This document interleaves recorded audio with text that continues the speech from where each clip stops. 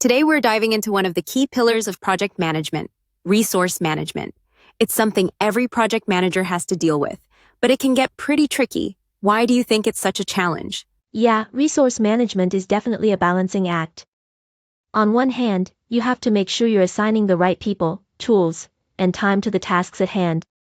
But on the other hand, things can get unpredictable, team members might get pulled into other projects, or unexpected delays might happen.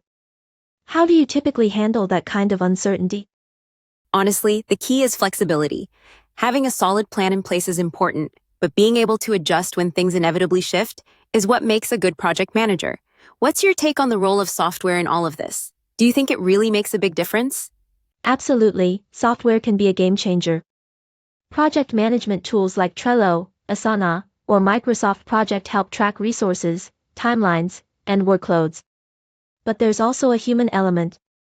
You could have the best software, but if your team isn't communicating well, it's still going to fall apart. Have you ever encountered a situation where the tool alone didn't cut it? Oh, for sure. I've worked on projects where everything was tracked perfectly in the system, but the communication just wasn't there. People didn't update their tasks or let others know when they were running behind. It's like having a map, but no one follows the directions. It's all about the collaboration, right? Exactly. A great tool doesn't replace the need for good communication. I think one of the challenges is also prioritizing resources. Sometimes, you have limited people or budget, so how do you make the decision on what's most important? Have you ever had to make those tough calls?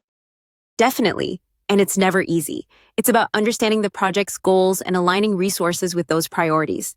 You might have to sacrifice one area to strengthen another, like pushing some tasks to a later date to focus on the critical ones. But it's about having clear criteria for decision-making. What about you? Do you have a process for setting those priorities? I think it's essential to constantly reevaluate.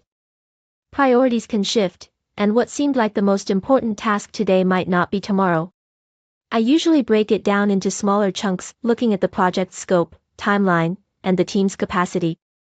That way, we can shift resources dynamically. It helps keep things moving even when everything else feels in flux. That sounds like a solid approach. It's like adapting to the environment rather than rigidly sticking to the initial plan. It keeps the project from derailing completely. So in the end, resource management seems to be about more than just numbers and charts. It's really about people, right? Exactly. Managing resources effectively isn't just about the tools or even the budget, it's about managing the team, keeping everyone aligned, and making sure they're not overwhelmed or underused.